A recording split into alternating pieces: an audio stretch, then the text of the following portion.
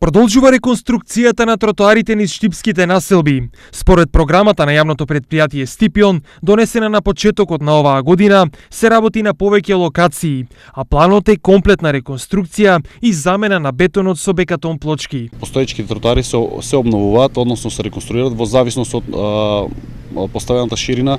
Тие се наоѓаат од 1,80 до 2,5 метри.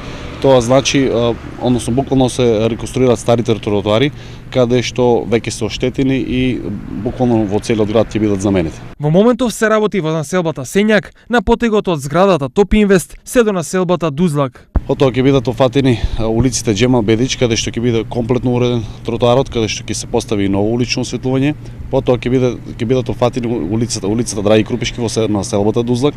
По завршувањето на улица Драги Крупишки во населба Дузлак, екипите продолжуваат со работа во населба Баби, каде што ќе биде направен пазарот околу спроти школото и буквално ќе бидат направени тротоарите во населбата по улицата Крушевска република.